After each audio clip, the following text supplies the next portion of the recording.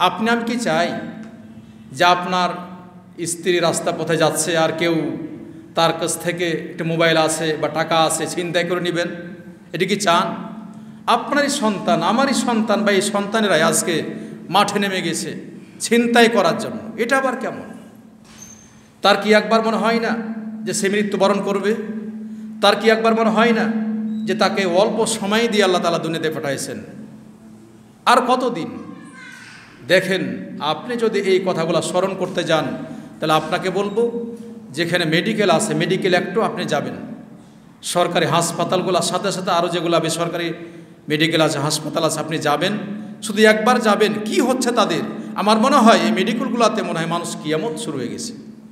কত হাহাকার করছে মানুষে, কত অসুস্থ হয়ে যারা পড়ে আছে। যখন আপনি খাটে পড়ে যাবেন, যখন আপনি আর উঠতে পারবেন না, তখন আবার আপনার মনে হয়, আমার মনে হয় যে এই লোকটির থেকে আর অসহায় দুনিয়াতে কেউ নেই।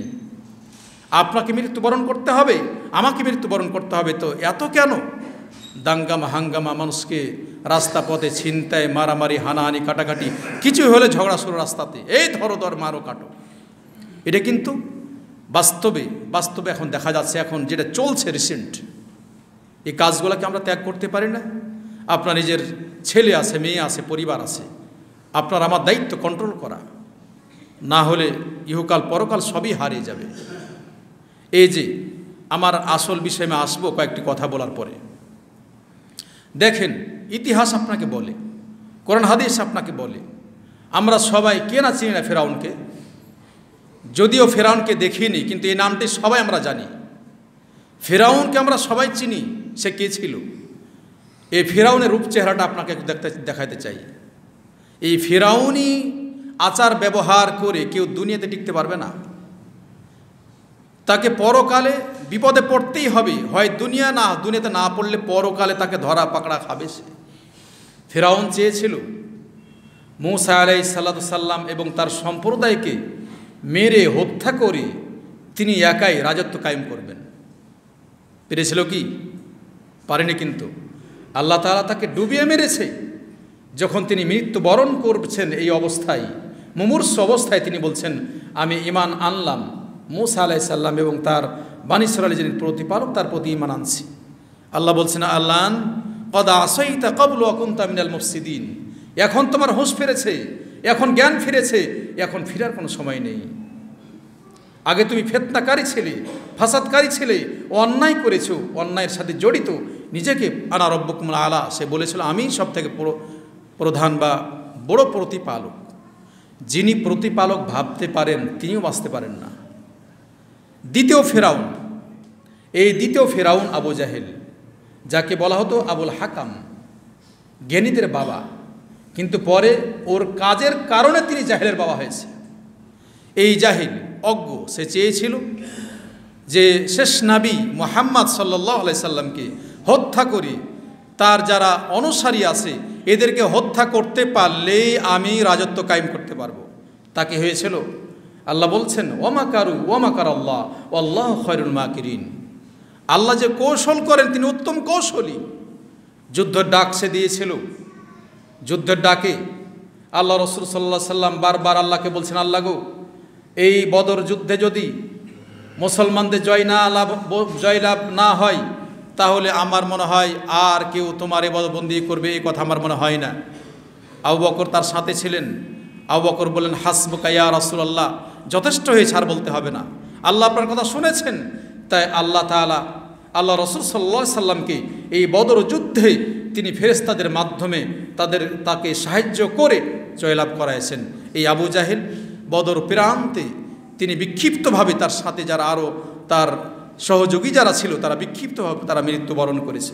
এই সময় আল্লাহ রাসূল সাল্লাল্লাহু আলাইহি সাল্লাম তারা যে মৃত্যুবরণ করেছে বদর প্রান্তে, সেখানে গিয়ে তিনি বলছেন, এইভাবে বলছেন যে তোমরা যারা মৃত্যুবরণ করেছো, হে আবু জাহেল, উতবা, শাইবা, যারা এখানে আসো, তোমরা কি ওয়াদা পেয়েছো যে ওয়াদা তোমাদের সাথে আল্লাহ তাআলা করেছিলেন?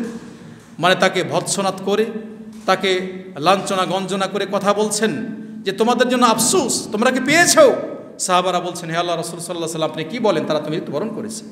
তিনি বলছেন, ওরা তোমাদের থেকে বেশি শুনতে পাচ্ছে।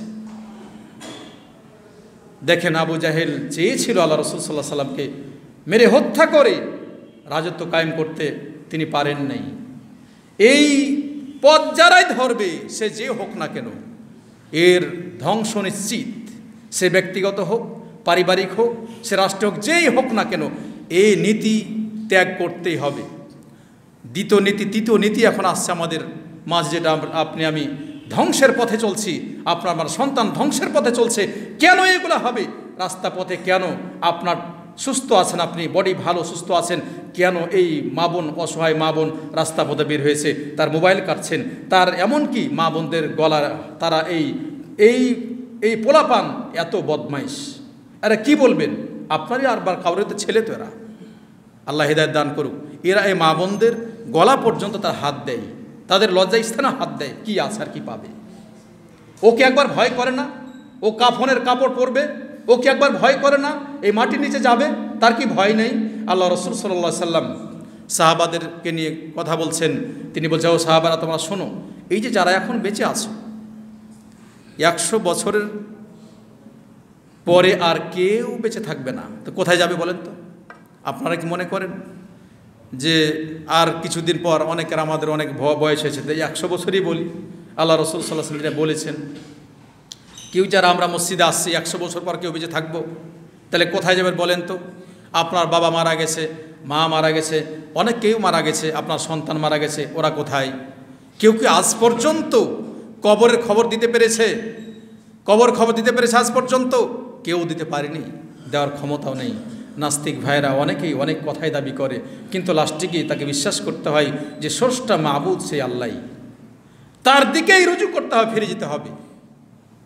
আপনাকে আমি বলছিলাম যে এখন যে হত্যা, আর এর সাথে সাথে 3 নাম্বার উদাহরণ আপনাকে দিচ্ছি, সেটা হলো যে ইসরায়েল। আমরা জানি ফিলিস্তিন, বাইতুল মাকদেস, এই ফিলিস্তিনে ইতিহাস আমরা জানি যে আল্লাহ রসুল সাল্লাল্লাহু আলাইহি সাল্লাম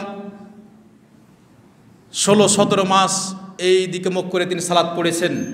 এই বাইতুল মাকদেস এখনও আছে, আল্লাহর এক ঘর, মুসলমানদের বিজয় হবেই হবে ইনশাআল্লাহ, মুসলমানদের আন্ডারেই থাকবে। এটা আল্লাহ রসুল সাল্লাল্লাহু আলাইহি সাল্লামের বাণী, কোরআনের বাণী, হাদিসের বাণী, এটা তাদের হাতেই আসবে। আজকে হোক কালকে হোক আসবেই, কারণ আল্লাহ রসুল সাল্লাল্লাহু আলাইহি সাল্লামের বাণী মিথ্যা হবে না।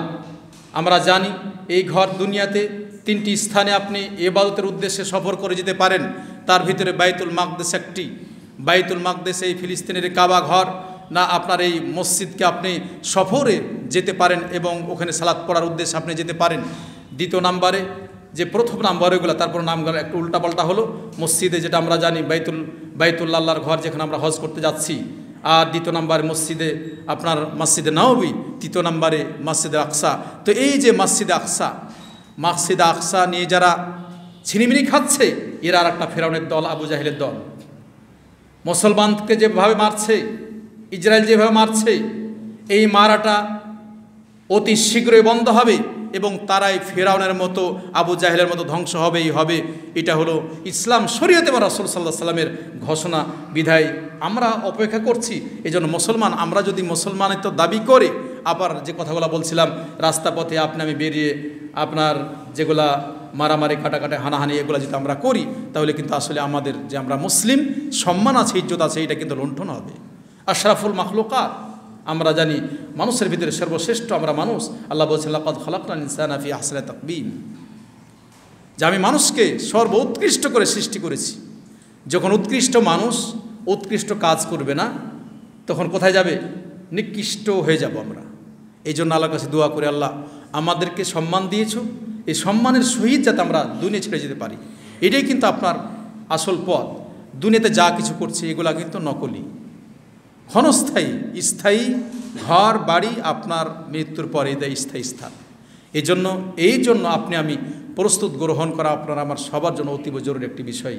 তাই বর্তমানে যা চলছে, কেউ কাউকে হত্যা করছে, কেউ জিনা ব্যভিচারের সাথে আছেন, আবার কেউ লুণ্ঠন, কত কি হচ্ছে। আরেকটা যে বিষয়, হত্যা যে বেশি বেশি হবে, এত হত্যা হচ্ছে, আগে এত জানতাম না। এখন আপনার নেটের যুগ, বেশি মানুষ ছড়াই দিচ্ছে নাকি। তো যা হোক, এই যে হত্যা হবে, ইমাম বুখারী একটা হাদিস নিয়ে এসছেন, আল্লাহ হারাজ শব্দ এসছে। সাহাবারা বলছে, আল্লাহ রাসূল সাল্লাল্লাহু আলাইহি ওয়াসাল্লাম হারাজটা কি? তিনি বলছেন বেশি বেশি হারাজ হবে। হারাজটা কি? তিনি বললেন বেশি বেশি মানুষকে মানুষ হত্যা করবে।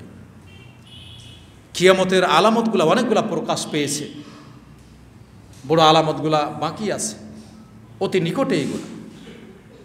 এই জন্য আমরা হত্যা, মানুষ মারামারি, হানাহানি এগুলা থেকে আমরা দূরে থাকব। এগুলা থেকে আল্লাহর কাছে দোয়া করবো, আল্লাহ যেন আমাদেরকে রক্ষা করেন। আর একটা বিষয় বর্তমানে চলছে, এগুলা একটু দরকার, তাই স্মরণ করাই দিচ্ছে ভূমিকায়, যে পিতামাতার খেদমত, আমরা অনেকে পিতামাতার খেদমত তারা পাই না। আপনি আজকে যদি পিতামাতার খেদমত না করেন, কালকে আপনিও পাবেন না। এই কথাটা একটু নিজে খুব ভালো করে স্মরণ রাখবেন। আপনিও বিরুদ্ধ হবেন যেদিন হয়তোবা আপনি পিতামাতার আজকে দেখছেন না, আপনার পার্শ্বেও কেউ থাকবে না। এই জন্য বিষয়গুলো লক্ষ্য করবেন। কিয়ামতের একটা আলামতের তার ভিতরে যে পিতামাতা যেন দাসীর নাই তার পিতামাতার সাথে আচার ব্যবহার করা হবে।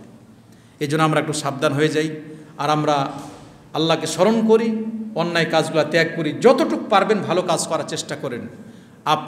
আমি একা এসেছিলাম, একাই চলে যাব, কেউ সাথে থাকবে না। একা এসেছিলাম, কাঁদতে কাঁদতে এসেছিলাম। আপনি এমন একটি মানুষ হয়ে যাবেন যাতে যাওয়ার সময় আপনি হাসি মুখে যেতে পারেন, অন্যরা আপনার জন্য ক্রন্দন করে, আল্লাহ তাকে ক্ষমা করে দাও। সমাজে এমন একটি মানুষ হওয়ার চেষ্টা করবেন, আপনার মৃত্যুর পরেই যাতে মৃত্যু সহায়তা শুনলে আপনার জন্য দোয়া করে, আল্লাহ লোকটি অনেক ভালো ছিল, তাকে ক্ষমা করে দাও। এই ক্ষমা আপনার জন্য যে চাচ্ছে, সে আপনার জন্য আল্লাহর কাছে সুপারিশ করছে, আল্লাহ তাকে জান্নাত দাও, তাকে ক্ষমা করে দাও, এই লোকটি অনেক ভালো ছিল।